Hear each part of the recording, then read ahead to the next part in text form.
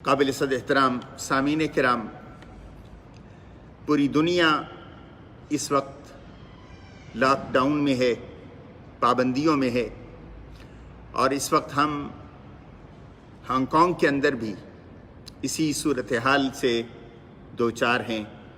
4 آدمیوں سے زیادہ کا اجتماع ممکن نہیں۔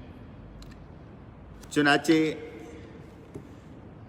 ہماری کولون مسجد، جس میں بحمداللہ ہزاروں کا اجتماع ہوتا ہے، آج ہم صرف 4 آدمیوں کے ساتھ نماز جمعہ ادا کر رہے ہیں، اور بہت سارے احباب سوال کر رہے ہیں کہ جمعہ کو کیسے ادا کیا جائے، اور جمعہ کا بیان مختصراً فیس بک کے ذریعے آن لائن یہ شروع کیا تاکہ ہماری بہنیں، ہمارے بھائی جو گھروں اور آفس کے اندر ہیں، وہ جمعہ کا تھوڑا سا ٹیسٹ وہ لے لیں۔ سب سے پہلی بات یہ ہے کہ یہ اس وقت شعبان المعظم کا یہ دوسرا جمعہ ہے، جس میں اللہ کے رسول علیہ السلام نے رمضان کے علاوہ سب سے زیادہ روزے رکھے، اور یہ رمضان کی تیاری کا بھی مہینہ ہے، اور رمضان المبارک کی آمد سے پہلے اللہ سے دعا کرنے کا بھی یہ مہینہ ہے۔ جب رجب شروع ہوتا ہے تو دعا شروع ہو جاتی ہے، اللہم بارک لنا فی رجب و شعبان و بلغنا رمضان۔ یا رب العالمین ہمیں رجب اور شعبان میں برکتیں نصیب فرما، اور رمضان تک ہمیں صحت و سلامتی کے ساتھ پہنچا، تاکہ صحت و سلامتی کے ساتھ اللہ ہم تیری عبادت میں وقت گزار سکیں، تجھے راضی کر سکیں، اور تیرے حکم کے مطابق دن اور رات گزار سکیں۔ اب اس وقت پوری دنیا ایک جیسے ماحول کے اندر ہے۔ انسانیت پر ایک ایسی آفت آ چکی ہے کہ جس آفت نے پوری انسانیت کو لا کر ایک پیج پر کھڑا کر دیا، اور یہ آفت کرونا وائرس کے نام سے، کووڈ-19 کے نام سے جانی جاتی ہے۔ اب تک اس سے متاثرہ افراد کی تعداد 10 لاکھ سے تجاوز کر چکی ہے، اور اس سے مرنے والوں کی تعداد 50,000 کے قریب تک پہنچ چکی ہے۔ کچھ لوگ اس سے صحت یاب بھی ہوئے ہیں، اور اس وبا کی حل اور اس وبا اور بیماری سے بچاؤ کا ایک ہی طریقہ رکھا گیا ہے، جو ڈاکٹر حضرات نے اتفاق رائے سے، پوری دنیا کے ڈاکٹروں نے یہی رکھا، یہی بتایا کہ سوشل ڈسٹینسنگ ہو، ایک دوسرے سے علیحدہ رہیں۔ یہ ایک ایسی وبا ہے، ایک ایسی تکلیف ہے، ایک ایسی بیماری ہے جو ایک چھوٹے سے نہ نظر آنے والے وائرس سے ایک انسان سے دوسرے انسان کو لگتی ہے۔ وہ وائرس جب کسی دوسرے انسان کے اندر منتقل ہوتا ہے، نہ کسی کو نظر آتا ہے، نہ محسوس ہوتا ہے۔ جب معاملہ آگے بڑھ جاتا ہے، انسان کو نقصان پہنچانے تک معاملہ جب پہنچ جاتا ہے، تو پھر آثار ظاہر ہوتے ہیں۔ کسی کو بخار ہو گیا، پھر نزلہ شروع ہو گیا، کھانسی شروع ہو گئی، اور پھر اس طرح کچھ لوگ اس بیماری کا دفاع نہ کر سکنے کی وجہ سے موت کی آغوش میں چلے جاتے ہیں۔ چنانچہ یہ وبائیں پہلے بھی آتی رہیں۔ ان وباؤں کے نتیجے میں چرچز بھی بند ہیں، مندر بھی بند ہیں، مسجدوں کو بھی بندش اور پابندیوں کی نظر ہونا پڑا، اور زیارت گاہیں، عبادت گاہیں، اور چاہے وہ یہودیوں کی ہوں، عیسائیوں کی ہوں، بدھسٹ کی ہوں، ہندوؤں کی ہوں، مسلمان جہاں پہ جاتے ہیں اللہ کے گھر، وہاں پہ بھی اجتماع پر پابندیاں ہیں۔ اب یہ کوئی شخص نہ دعویٰ کر سکتا ہے کہ یہ وہ چیز ہے کہ مسلمان کو نہیں لگے گی، یہ وہ بیماری ہے جس نے نہ مذہب کو دیکھنا ہے، نہ رنگ کو دیکھنا ہے، نہ علاقے کو دیکھنا ہے، نہ مذہب اور تہذیب اور ثقافت کو دیکھنا ہے۔ اس نے ہر ایک کو متاثر کیا اور پوری انسانیت کو ایک پلیٹ فارم پر آ کر کھڑا کر دیا۔ چنانچہ اس سے بچنے کے لیے بھی پوری انسانیت کو اکٹھا ہونا ہے۔ تاریخ میں آتی ہیں اس طرح کی وبائیں آئیں، اور ایک کتاب میری نظر سے کل گزری کہ 40 سے زائد مرتبہ خود حج جیسی عبادت اس سے متاثر ہوئی۔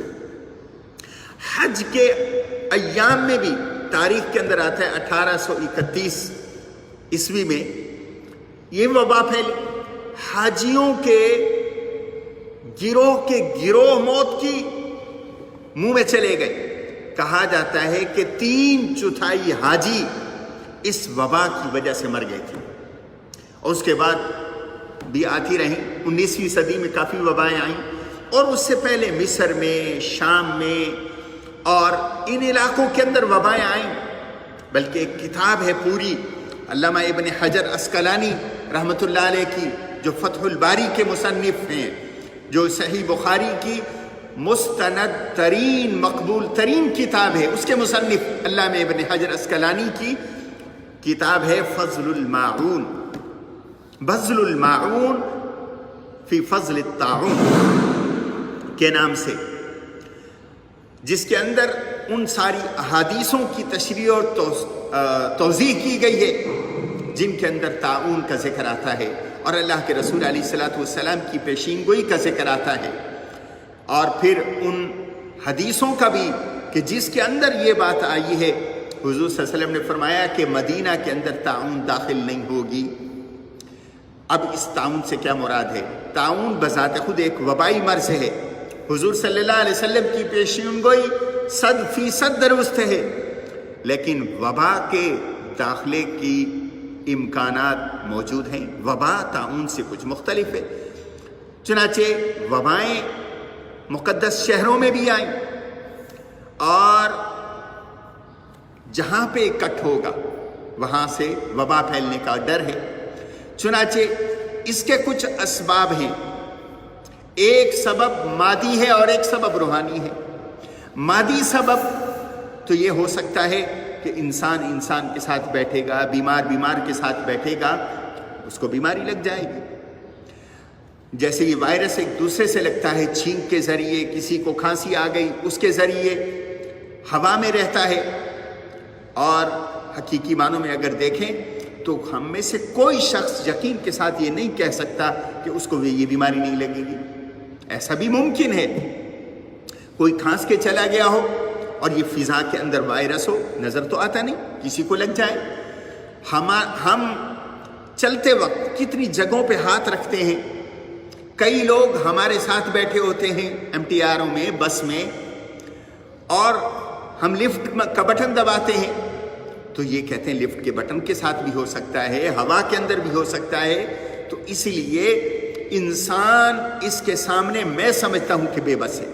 بچانے والی ذات ہے تو اللہ کی ہے، لیکن اس کا یہ مطلب نہیں کہ ہم احتیاط نہ کریں۔ ہمارے بس میں جس حد تک ممکن ہو ہم اس حد تک احتیاط کریں۔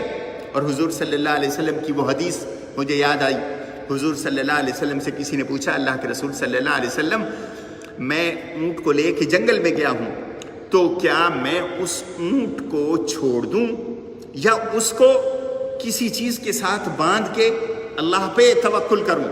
حضور علیہ الصلوۃ والسلام نے فرمایا کہ چھوڑ کر توکل کرنا یہ توکل نہیں ہے، بلکہ اس اونٹ کو کسی چیز کے ساتھ باندھ دو اور پھر اللہ پہ توکل کرو، یہ حقیقی معنوں میں توکل ہے۔ چنانچہ اسباب کو اختیار کر کے نتائج اللہ کے سپرد کر دینا یہ حقیقی معنوں میں توکل ہے، اور یہ پوری زندگی اللہ کے رسول صلی اللہ علیہ وسلم کی اسی سے عبارت تھی۔ حضور نے جنگ کی تیاری کی، نتیجہ اللہ کے سپرد کر دیا۔ جنگ سے پہلے دعا کر لی، اللہ یہ مٹھی بھر لوگ میں آپ کے سامنے لایا ہوں، یا اللہ تیری راہ میں یہ لڑنے والے اگر یہ آج ختم ہو گئے تو تیرا نام لینے والا کوئی نہیں ہوگا۔ پھر آپ نے جنگ کی، اللہ نے فتح نصیب فرمائی، چاہے دشمن 3 گنا زیادہ تھا، 313 کے مقابلے میں 1000 تھا۔ تو آج ہم احتیاط کریں، اور احتیاط کیسے کریں؟ مادی اعتبار سے بھی، روحانی اعتبار سے۔ جیسے میں نے عرض کیا کہ اس کے ایک مانوی اسباب ہیں اس بیماری کے پھیلنے کے، اور ایک مادی اسباب ہیں۔ مادی اسباب پر پوری دنیا توجہ کر رہی ہے، اور مانوی اسباب کیا ہیں وہ اللہ جانتا ہے۔ لیکن ایک بات ہے کہ جب اللہ کی نافرمانی زیادہ ہو جائے، جب فحاشی اور عریانی زیادہ ہو جائے، تو پھر اللہ کی طرف سے پکڑ آتی ہے۔ چنانچہ جب حق کی بات کو کہنا انسان چھوڑ دے اور اپنی ذات میں مگن ہو، پھر اللہ کی طرف سے پکڑ آتی ہے۔ اور پھر اللہ سبحانہ و تعالی نے فرمایا کہ پھر ایسا ہوتا ہے کہ صرف ظالم لوگ ہی اس کا شکار نہیں ہوتے، پھر ظالم لوگ ہی اس کا شکار نہیں ہوتے، پھر اچھے اور برے سب اس کا شکار ہو جاتے ہیں۔ ہاں، کل قیامت کے دن جو اچھے لوگ اس بیماری سے یا اس طرح کے حالات سے اللہ کے ہاں پہنچیں گے، ان کی حیثیت شہید کی ہے۔ گناہگاروں ایک ہی چیز، ایک ہی واقعہ، ایک ہی مصیبت گناہگاروں کے لیے سزا ہوتی ہے، نیکوکاروں کے لیے وہ انعام ہوتی ہے۔ اس لیے ہمیں اس بیماری سے سبق حاصل کرنا ہے۔ تو مانوی اعتبار سے جو اللہ نے قرآن میں اور اللہ کے پیغمبر نے حدیث کے اندر اسباب بیان کیے ہیں مصیبتوں کے، پریشانیوں کے، ہم ان سے اپنے آپ کو دور رکھیں۔ اور اسی طرح جو ہم مادی اعتبار، مادی جو اسباب ہیں اس بیماری کے پھیلنے کے، اس سے ہم اپنے آپ کو دور رکھیں۔ احتیاط کی جتنی صورتیں ہیں حدیث اور قرآن نے جو بیان کی ہیں، پاک رہنے کی، ہاتھ دھونے کی، حضور صلی اللہ علیہ وسلم نے یہاں تک فرمایا کہ تم میں سے کوئی شخص جب صبح کو اٹھے تو اپنا ہاتھ برتن میں نہ ڈالے جب تک کہ اس کو 3 دفعہ دھو نہ ڈالے، اور کھانے سے پہلے ہاتھ دھونا، کھانے کے بعد ہاتھ دھونا، صفائی رکھنا، ستھرائی رکھنا، گھروں کو پاک یہاں تک فرمایا طہیروا افنیتکم، اپنے صحنوں کو، اپنے افنیت بیوتکم، اپنے گھروں کے صحنوں کو، اپنے علاقوں کے کھلی جگہوں کو، راستوں کو صاف رکھو، پاکیزہ رکھو۔ یہ پچھلے دنوں ہماری اس مسجد میں جو واقعہ ہوا، ایک مریض آ گیا تھا، اس کے بعد مسجد دھوئی گئی۔ مسجد کو دھونا بھی یہ اللہ کے اس حکم کا نتیجہ ہے جس میں اللہ نے حضرت ابراہیم علیہ السلام سے کہا تھا طہر بیتی للطائفین والعاکفین ورکع السجود، کہ میرے گھر کو پاکیزہ رکھو۔ پاکیزگی روحانی بھی اور مادی بھی۔ چنانچہ ہمیں آج جو روحانی انداز ہیں اس بیماری سے بچنے کے، اس کو بھی اختیار کرنا ہے، اور وہ کیا ہے؟ اللہ کا ذکر کریں، اللہ کو یاد کریں۔ جو قرآن اور سنت کے اندر دعائیں آئے ہیں ان کو ہم پڑھیں، جو بزرگان دین نے دعائیں سکھائی ہیں ہم ان کو پڑھیں۔ 3 دن پہلے ہندوستان کے ایک بڑے بزرگ ہیں، انہوں نے فون کیا تو ان سے میں نے دعا کا پوچھا۔ انہوں نے کہا ہر نماز کے بعد 2 دفعہ سورہ اخلاص، 2 دفعہ معوذتین، یعنی قل اعوذ برب الفلق، قل اعوذ برب الناس، یہ پڑھ لیا کریں۔ اللہ تعالیٰ کی پناہ دستیاب ہوگی، اللہ تعالیٰ کی پناہ حاصل ہو جائے گی۔ اور اس کے علاوہ جو دعائیں ہیں حدیث کے اندر بہت ساری دعائیں ہیں مصیبت سے بچنے کے لیے، اس کو انسان اختیار کرے۔ اللہم عافنی فی بدنی، اللہم عافنی فی بصری، یہ دعا انسان کرتا رہے۔ حضرت شیخ عبد القادر جیلانی رحمۃ اللہ علیہ کی دعا میں نے پچھلے پیغام میں بھی کہی، وہ بھی دعا کیا کرتے تھے، یا خفی الالطاف نجنا مما نخاف، یا لطیف لم یزل، یا لطیف لم یزل نجنا مما نزل، اور فرمایا یا قوی انت القوی نجنا من قہرک یوم الخلل، کہ دعا کا خلاصہ یہ ہے، اے اللہ تو ہمیشہ ہمیشہ رہنے والا ہے، یا اللہ جو اس وقت ہم خوف کی حالت میں مبتلا ہیں اس سے تو ہمیں نجات نصیب فرما،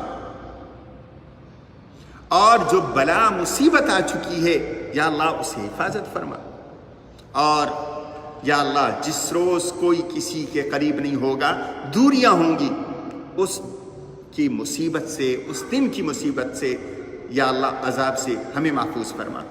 تو یہ دعا انسان کرتا رہے، مادی اعتبار سے جو اسباب ہیں وہ اختیار کریں، روحانی اسباب ہیں ان کو اختیار کریں، لیکن اس کا یہ معنی نہیں کہ روحانی اسباب آپ نے اختیار کیے تو مادی آپ نے اختیار نہیں کرنے۔ حکومت نے، اداروں نے جو اس فیلڈ کے ماہر ہیں انہوں نے جو ہدایات دی ہیں اس کو فالو کریں۔